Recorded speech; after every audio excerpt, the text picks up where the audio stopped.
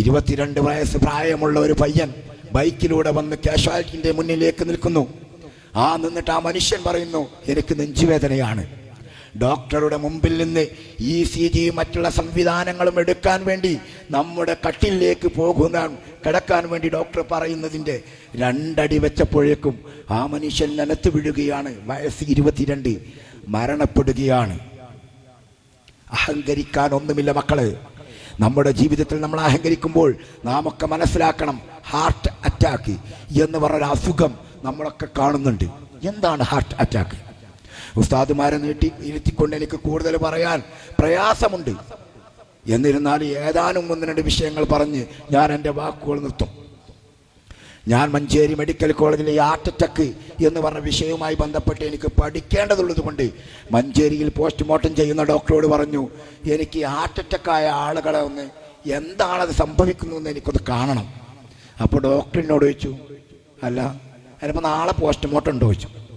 അപ്പോൾ അതൊക്കെ ചോദ്യം നമുക്ക് വരും. കാരണം അവിടെ അന്യ സംസ്ഥാനക്കാർ മരണപ്പെട്ടാലും ആളില്ലാത്ത ആളുകൾ മരിച്ചാലും ഒക്കെ കോള് നമ്മളെ സാന്ത്വനത്തിൻ്റെ ഓഫീസിലേക്കാണ് വരിക. അപ്പോൾ ഞാൻ പറഞ്ഞു, നാളെ ഒരു ഹിന്ദിക്കാരൻ്റെ മയ്യത്തുണ്ട് സാറേ, എന്നാൽ ഞാനത് ചെയ്യണ സമയത്ത് നൗഫലിനെ വിളിക്കാം. അങ്ങനെ സാറത് വിളിച്ചു. അത് പോസ്റ്റ്മോർട്ടം ചെയ്യണ സമയത്ത് എന്നെ വിളിച്ചു. ഞാൻ മോർച്ചറിയിലേക്ക് കയറുക. അവിടെ നമ്മൾ ഈ കന്നുകാലികളെ അറുത്തിട്ടതുപോലെ പോസ്റ്റ്മോർട്ടം ടേബിളിൽ മനുഷ്യ ഹൃദയം വെട്ടിപ്പൊളിച്ച് വെച്ചിരിക്കുകയാണ്. അവിടെ ഹാർട്ട് അറ്റാക്ക് വരുന്ന ഒരു ഞരമ്പ് കാണിച്ചു തന്നപ്പോഴാണ് ആരാണ് നമ്മൾ, അഹങ്കരിക്കാൻ എന്ത് വകയാണ് നമുക്കുള്ളത് എന്ന് മനസ്സിലായത്. ഒരു നൂലിൻ്റെ വണ്ണമുള്ള ഒരു ഞരമ്പിലൂടെ പോകുന്ന ബ്ലഡ്, അതിൽ ഒരു ചായപ്പൊടി പോലത്തെ ഒരു സാധനം കുടുങ്ങിയാൽ ഹാർട്ട് അറ്റാക്ക്, മരണം. പഴയ കാലമൊന്നല്ല. പോസ്റ്റ്മോർട്ടം ടേബിളിലേക്ക് ചെന്ന് നോക്കണമെങ്കിൽ, നമുക്ക് കയ്യും വാലും വിറക്കാതിരിക്കണമെങ്കിൽ നമ്മൾ ആതുര സംവിധാനത്തിലേക്ക് ഇറങ്ങണം.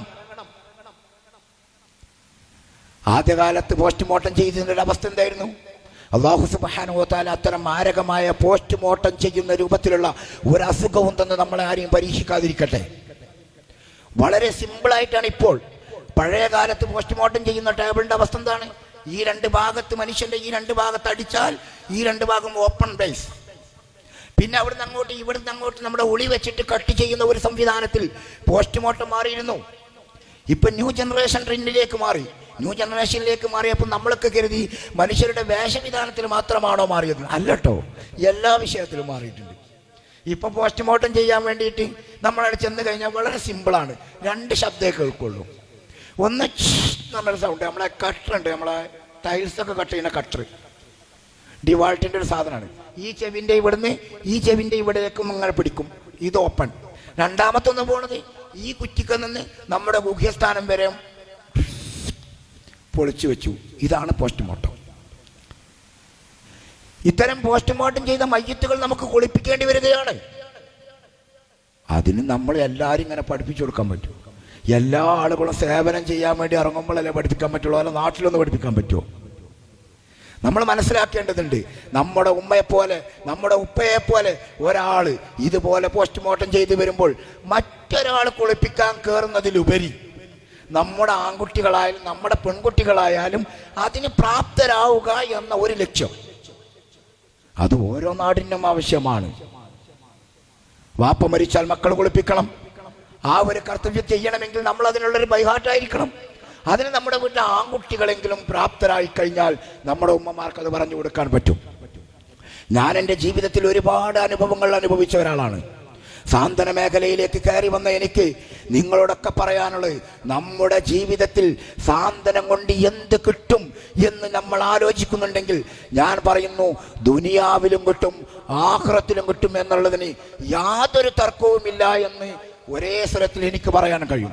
കാരണം ഞാൻ എൻ്റെ ജീവിതം കൊണ്ട് പഠിച്ചതാണ്. മലപ്പുറം ജില്ലാ SYS എന്ന പ്രസ്ഥാനം 13 വർഷം മുമ്പ് സാന്ത്വനത്തിൻ്റെ ആംബുലൻസിലേക്ക് എന്നെ ക്ഷണിക്കുന്ന സമയത്ത് ഞാൻ ഏകദേശം 50,000 രൂപയോളം ഒരു മാസം സാലറി വാങ്ങിയിരുന്ന ജോലിയിലുള്ള ഒരാളായിരുന്നു. ആ ജോലി ഒഴിവാക്കിയിട്ട് 7,500 രൂപ മാസ സാലറിയിലേക്ക് സാന്ത്വനത്തിൻ്റെ വർക്കിന് ഞാൻ കയറി. എന്താ സാന്ത്വനത്തിൻ്റെ വർക്ക്?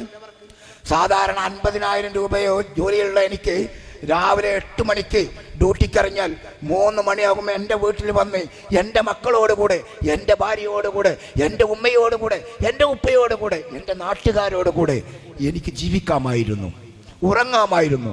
ഏകദേശം 13 വർഷക്കാലമായി ഏകദേശം ശരാശരി ഒരു ദിവസം 2-3 മണിക്കൂർ മാത്രമാണ് ഞാൻ ഉറങ്ങാറുള്ളത്. പക്ഷേ എൻ്റെ ശരീരത്തിനൊരു ക്ഷീണം വരാറില്ല. എൻ്റെ സമ്പത്ത് കൊണ്ട് അന്ന് നേടിയതിൻ്റെ എത്രയോ 10 മടങ്ങാണ് ഞാൻ ഇന്ന് മറ്റുള്ള ആളുകളുടെ ഇടയിലും ജീവിച്ചു പോകുന്നത്. വാഹനത്തിന്, കാറിന് വേണമെങ്കിൽ കാറ്, ബൈക്കിന് വേണമെങ്കിൽ ബൈക്ക്, രോഗികൾക്ക് വേണ്ട ഹിദ്മാത്ത് ചെയ്യാനുള്ള സാമ്പത്തിക റബ്ബ് എവിടുന്ന തരുന്നറിയില്ല. ഇങ്ങനെയൊക്കെ ചെയ്തിട്ട് നമ്മൾ ജീവിച്ചിട്ടും നമ്മുടെ ശമ്പളത്തിനൊരു കേടും പറ്റാതെ നമ്മൾ ഇന്ന് ജീവിച്ചു കാണ്ട് സാന്ത്വന പ്രവർത്തനം ചെയ്യുന്നുണ്ടെങ്കിൽ ആ സാന്ത്വനത്തിൻ്റെ മഹത്വം ദുനിയാവിൽ തന്നെ നമുക്ക് കിട്ടുന്നുണ്ട്. ദുനിയാവിലുള്ള ഒരാൾക്ക് നമ്മളൊരു സേവനം ചെയ്താൽ ആകാശത്തിന്റെ അധിപൻ നമുക്ക് ചെയ്യും. ഭൂമിയിലുള്ള ആളുകളോട് നിങ്ങൾ കരുണ ചെയ്താൽ ആകാശത്തിന്റെ അധിപൻ നിങ്ങളോട് കരുണ ചെയ്യും എന്ന് പറഞ്ഞ ആ ഒരു വാക്യത്തിൽ ഞാൻ എൻ്റെ ജീവിതം കൊണ്ട് അനുഭവിച്ച വ്യക്തിയാണ്. ഒരുപാട് അനുഭവങ്ങൾ എൻ്റെ മുമ്പിലുണ്ട്. കോവിഡ് കാലത്ത് ഒരു മയ്യത്തുമായി ഞാൻ പോന്നു. 7 മണിക്ക് മയ്യത്തുമായി ഞാൻ മഞ്ചേരി മെഡിക്കൽ കോളേജിൽ നിന്ന് ഇറങ്ങി. 8:30 മണിക്ക് ഖബർസ്ഥാനിലെത്തി. 8:30 മണിക്ക് ഖബർസ്ഥാനിലെത്തി. അപ്പം ഞാൻ കണ്ട കാഴ്ച, ഒരു പാടത്ത് ഒരു കിണർ കുഴിച്ചു വെച്ചിരിക്കുകയാണ്. അതിൽ 2 മോട്ടർ ഇറക്കി വെച്ചിട്ടുണ്ട്, വെള്ളം നിറച്ചു നിൽക്കുകയാണ്. എങ്ങനെ ഞാൻ ഈ മയ്യത്ത് മറവ് ചെയ്യുമെന്ന് ചോദിച്ചു. അങ്ങനെ എന്നോട് പറഞ്ഞു, നിങ്ങൾ മറവ് ചെയ്യേണ്ട സമയം ആകുന്ന സമയത്ത് ആ മോട്ടർ അടിച്ചിട്ട് വെള്ളം പുറത്തേക്ക് ഒഴിവാക്കിയിട്ട് വേണം വെള്ളത്തേക്ക് വെക്കാൻ. 8 മണി കഴിഞ്ഞു. PPE കിറ്റിന്റെ ഉള്ളിലാണ്, വേർത്തിട്ട് ആകെ പ്രയാസം, തല കറങ്ങൽ തുടങ്ങി.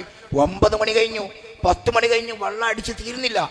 എങ്ങനെയൊക്കെ വെള്ളം അടിച്ച് തീർത്ത് നമ്മളിതൊന്ന് മൂടാന്ന് നോക്കിയാൽ ചളിയാണ്. നമ്മളെ കൈക്കോട്ട് കൊണ്ട് മൂടാൻ പറ്റൂല. JCB വിളിച്ചു, വന്നില്ല. എല്ലാവർക്കും ഭയം. ഒരു മനുഷ്യൻ ആ പരിസരത്തേക്ക് വന്നില്ല. അവസാനം 12 മണിയായി, 1 മണിയായി, 2 മണിയായി. ബഹുമാന്യരായ നമ്മളെ സയ്യിദ് അവരുടെ മുർത്തല തങ്ങളുടെ സ്ഥാനം ഞാൻ വിളിച്ചു.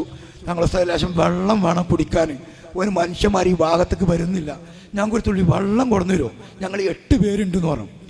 പാവപ്പെട്ട സയ്യിദ് അവറുകൾ രാത്രി 2 മണിക്ക് സ്വന്തം വീട്ടിൽ നിന്ന് കാറിൽ കൊണ്ടുവന്ന വെള്ളം കുടിച്ച് ഞങ്ങൾ വീണ്ടും മയ്യത്ത് മറവ് ചെയ്തു. പെരിന്തൽമണ്ണയിൽ നിന്ന് 8 കിലോമീറ്റർ അപ്പുറത്തുള്ള മയ്യത്ത് മറവ് ചെയ്യാൻ മഞ്ചേരിയിൽ നിന്ന് സാന്ത്വനത്തിന്റെ ഒരു വളണ്ടിയർ, JCB ഉള്ള ഒരു വളണ്ടിയർ, അദ്ദേഹത്തിന്റെ JCB കൊണ്ട് വന്നിട്ടാണ് പെരിന്തൽമണ്ണ ഞങ്ങൾ ആ മയ്യത്ത് മറവ് ചെയ്തത്. എങ്ങനെയാ മയ്യത്ത് മറവ് ചെയ്തത്? ഞങ്ങൾ വെള്ളമെല്ലാം വറ്റിച്ചോ മയ്യത്ത് അതിലേക്ക് ഇറക്കി വെക്കുന്നു. മയ്യത്ത് ഇറക്കി വെക്കുന്നതോടുകൂടെ വെള്ളം പൊന്തുന്നു. ഞങ്ങളതിൻ്റെ മേലെ മൂടുകല്ലൊക്കെ വെക്കുന്നു. വെള്ളം പൊന്തിക്കൊണ്ടേയിരിക്കുന്നു. JCB മണ്ണിടുന്നു, വെള്ളം പൊന്തിക്കൊണ്ടേയിരിക്കുന്നു. ഞങ്ങൾ എന്ത് ചെയ്യും? ആരോഗ്യ പ്രവർത്തകരെന്ത് ചെയ്യും? ആരോഗ്യ പ്രവർത്തകരെല്ലാം ക്ഷീണിച്ചു മാറി. പക്ഷെ ഞങ്ങളതെല്ലാം ഭംഗിയായിട്ട് മറവ് ചെയ്ത് പോന്നപ്പോഴും ഞങ്ങൾക്ക് യാതൊരു പ്രയാസവും അനുഭവപ്പെട്ടില്ല. ജീവിതത്തിൽ ഇന്ന് വരെ ഞങ്ങൾക്കൊരു പ്രയാസവും അതിൻ്റെ പേരിൽ അനുഭവപ്പെട്ടിട്ടില്ല. നമ്മുടെ മഞ്ചേരിയുടെ പരിസരത്ത് വെച്ച് സാന്ത്വനം കൊണ്ട് എന്ത് കിട്ടും എന്നുള്ള ചോദ്യത്തിനുള്ള മറുപടികൾ നമ്മുടെ കൽവിൽ ഒരുപാടുണ്ട്. മഞ്ചേരിയുടെ പരിസരത്ത് വെച്ച് ഒരു കോൺക്രീറ്റ് വാഹനം മറിയുകയും ആ കോൺക്രീറ്റ് വാഹനത്തിലുള്ള 28ഓളം വരുന്ന ഹിന്ദി ബാർപ്പിന്റെ തൊഴിലാളികൾ അതിൻ്റെ അടിയിൽപ്പെടുകയും അവരെയെല്ലാം കാഷ്വാലിറ്റിയിലേക്ക് കൊണ്ടുവന്ന് ബസ്സിലാണ് കൊണ്ടുവരുന്നത്.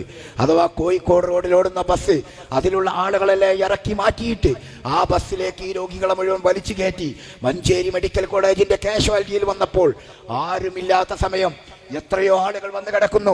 ഇവരെയെല്ലാം നമ്മളെ പഞ്ചസാര ചാക്കും മൈദച്ചാക്കൊക്കെ പുറത്ത് വെച്ച് പോകുന്ന മാതിരി കാഷ്വാലിറ്റിന്റെ ടേബിളിൽ കൊണ്ടുപോയിട്ടു. എല്ലാ ആളുകളെയും റെഫർ ചെയ്തു. അവസാനം 3 പേരെ റെഫർ ചെയ്യാൻ വാഹനമില്ല, ഒരൊറ്റ വണ്ടിയുള്ളൂ, സാന്ത്വനത്തിന്റെ ആംബുലൻസ്. 2 ഭാഗത്തും ഒരാളെയും നടുക്ക് നടക്കുന്ന വഴിയിൽ ഒരാളെയും കിടത്തി. ഈ വാഹനം കോഴിക്കോട് മെഡിക്കൽ കോളേജിലേക്ക് പോകുന്നവേ പുളിക്കലിൽ വെച്ച് നമ്മുടെ വണ്ടി ആക്സിഡന്റ് പറ്റു. ആക്സിഡന്റ് പെട്ട് നമ്മളെ വണ്ടിയിൽ കൂൾ ബാറിലൂടെ കയറി ഇറങ്ങി. എൻ്റെ ശരീരത്തിലുള്ള ബ്ലഡ് എല്ലാം കണ്ട് അവർ പറഞ്ഞു, നിങ്ങൾക്ക് വണ്ടി ഓടിക്കാൻ പറ്റുമെങ്കിൽ നിങ്ങൾ പോയിക്കോളൂ, ഞങ്ങൾ നോക്കിക്കോളാം. ആ വണ്ടിയും കൊണ്ട് ഞാൻ നേരെ കോഴിക്കോട് മെഡിക്കൽ കോളേജിലെത്തി. എല്ലാവരെയും ഇറക്കി. പോരുന്നവേ 2 പേർ അതിൽ നിന്ന് മരണപ്പെട്ടു ആ ആക്സിഡന്റിൽ നിന്ന്. ഈ 2 പേരെ നാട്ടിലേക്ക് കൊണ്ടുപോകാൻ സാമ്പത്തികമായിട്ടില്ല എന്ന് പറയുകയും അതിലൊരു വണ്ടി, നമ്മുടെ വണ്ടി, തട്ടിയ വണ്ടിയും കൊണ്ട് ഞാൻ പോകാമെന്ന് ഏൽക്കുകയും ചെയ്തു. അങ്ങനെ ഞാൻ ആ വണ്ടിയിലേക്ക് കയറ്റിയപ്പം അതിൻ്റെ കുറച്ച് ആളുകൾ എന്നോട് പറഞ്ഞു, ഇതിൽ 2 രോഗിനെയും കൂടി കൊണ്ടുപോകാൻ പറ്റുമോ? ഞാൻ പറഞ്ഞു, അതിന് വിരോധമല്ല, 2 രോഗിനല്ലേ നമുക്ക് കൊണ്ടുപോകാം. എന്ന് പറഞ്ഞ് കൊണ്ടുവന്നപ്പോൾ ഒരു രോഗിനെ കൊണ്ടുവന്നപ്പം ബഹിരാകാശത്തേക്ക് ആൾക്കാർ പോണമാരുള്ള രോഗി 2 കൈയും കെട്ടിക്കണ് 2 കാലും കെട്ടിക്കണ്. ഇയാൾ എങ്ങനെ ഞാനവിടെ കിടത്തും? ഒരു ഭാഗത്ത് ഫ്രീസർ. അങ്ങനെ ഞാൻ ഇയാളെ നമ്മുടെ സീറ്റിൽ കാല് നീട്ടിയിരുത്തിയിട്ട് ഇങ്ങനെ ഇരുത്തി എത്ര ഇയാളോട് ഭക്ഷണം വേണോ എന്ന് ചോദിച്ചാലും ഇയാൾക്ക് ഭക്ഷണം വേണ്ട. നമ്മളൊന്ന് ആലോചിച്ച് നോക്കണം. ജീവിച്ച് നടക്കുമ്പോൾ അഹങ്കരിക്കുന്ന നാം ഓരോരുത്തരും മനസ്സിലാക്കണം, നമുക്ക് ഒരു നേരത്തെ ഭക്ഷണം വരെ മറ്റൊരുത്തൻ വാരിത്തരേണ്ട ഒരവസ്ഥയിലേക്ക് വന്നാൽ, അതിൻ്റെ മലമൂത്ര വിസർജനം വരെ വൃത്തിയാക്കാൻ കഴിയാത്ത ഒരു സാഹചര്യത്തിലേക്ക് വന്നാൽ, ഞാനും നിങ്ങളും അടക്കമുള്ള ആളുകൾ പട്ടിണി കിടക്കാൻ തയ്യാറാവും. ആ മനുഷ്യനോട് ഞാൻ ചോദിച്ചു, എന്താ നിങ്ങൾക്ക് ഭക്ഷണം വേണ്ടാത്ത? അദ്ദേഹം എന്നോട് നിറകണ്ണുകളോടെ പറഞ്ഞു, ഭക്ഷണം കഴിച്ചാൽ ബാത്റൂമിക്ക് പോകാൻ പ്രയാസമുണ്ട്, കാരണം എനിക്ക് ഇരിക്കാൻ പറ്റൂല. ഞാൻ ആ വിഷയം മൂപ്പരോട് പറഞ്ഞു. എനിക്ക് അറിയുന്ന ഹിന്ദിയിലൊക്കെ ഞാൻ പറഞ്ഞു, നിങ്ങൾക്ക് വേണ്ട ഭക്ഷണം നിങ്ങൾ കഴിച്ചോളൂ, ബാത്റൂം അല്ലേ അത് നിങ്ങളൊരു വിഷയമാക്കണ്ട, അതിന് ഞാൻ റെഡിയാണ്. അങ്ങനെ അദ്ദേഹത്തിന് ഞാൻ സേലത്ത് വെച്ച് ഭക്ഷണം വാങ്ങിക്കൊടുക്കുന്നു. വിജയവാഡ വിശാഖപട്ടണത്തിലേക്ക് എത്തുമ്പോഴേക്കും അദ്ദേഹത്തിന് ബാത്റൂമിൽ പോകണമെന്ന് പറയുന്നു.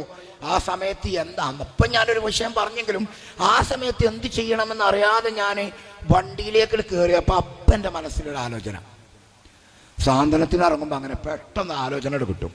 എനിക്ക് അപ്പണ് തോന്നി, പടച്ച റബ്ബേ, ഇയാൾക്ക് ഇപ്പം എങ്ങനെ ഞാൻ ബാത്റൂം എന്നൊരു പറഞ്ഞ് നോക്കുമ്പോൾ ഇയാളെ സീറ്റിൻ്റെ അടിയിലുണ്ട് എൻ്റെ സ്റ്റെപ്പിന് ടയർ. നിങ്ങളൊക്കെ വാഹനം ഓടിക്കുന്ന ആളുകളല്ലേ, വാഹനം കണ്ട ആളുകളല്ലേ. അതിൻ്റെ ടയറിനൊരു പ്രത്യേകത ഉണ്ട്. ടയറിൻ്റെ ഒരു ഭാഗം ഇങ്ങനെ ആണെങ്കിൽ മറ്റേ ഭാഗം കുണ്ടേകാരം. ശ്രദ്ധിച്ചിട്ടുണ്ടോ? ആ ടയർ ഞാൻ അങ്ങോട്ട് വലിച്ചെടുത്ത് കൗത്തിയാണ് അപ്പോൾ കുണ്ടാണ്. വേസ്റ്റിൻ്റെ കീസ് അയിമക്ക് ഇങ്ങോട്ട് വിരിച്ചു. അയാളെ 2 കാലും 2 കൈയും പിടിച്ച് അയാളെ മെല്ലെ ഇല്ലാണ്ട് ഇരുത്തി കൊടുത്തു. അയാൾ ഭംഗിയായിട്ട് അയാളുടെ മലമൂത്ര വിസർജനം അയാളാണ് നടത്തി. അപ്പോഴും അയാളിൻ്റെ മുഖത്തേക്ക് തന്നെ നോക്കും. എന്താ പ്രശ്നം? കഴുകണ്ടേ? അത് ആര് കഴുകും? ഉള്ള ആളുകൾ മുഴുവൻ പേഷ്യൻ്റാണ്. ഞാൻ പറഞ്ഞ അതിനും നിങ്ങൾ വിഷയാക്കണ്ട എന്ന് പറഞ്ഞാൽ നമ്മളെ വണ്ടിയിലുണ്ട് ഇനി കന്നാസും വെള്ളമൊക്കെ, അതെടുത്ത് വേണം ഞാൻ അദ്ദേഹത്തിൻ്റെ ആ ഭാഗമൊക്കെ നല്ല വൃത്തിയാക്കിയാണ് കഴുകി കൊടുത്തപ്പം അയാൾ പൊട്ടെടുക്കരഞ്ഞു. സാന്ത്വനം കൊണ്ട് കിട്ടുന്ന ഫലം അതാണ്. ഓരോ ഉമ്മമാരും ഓരോ ഉപ്പമാരും പൊട്ടിക്കരയുന്ന നിമിഷങ്ങൾ നമ്മുടെ ജീവിതത്തിൽ ഉണ്ടാവും. അവരാ പൊട്ടിക്കരഞ്ഞുകൊണ്ടുള്ള ദുആ അത് നമ്മുടെ ജീവിതത്തിൽ എന്നും നമുക്ക് കിട്ടും. ഞാനതിൻ്റെ അനുഭവസ്ഥനാണ്.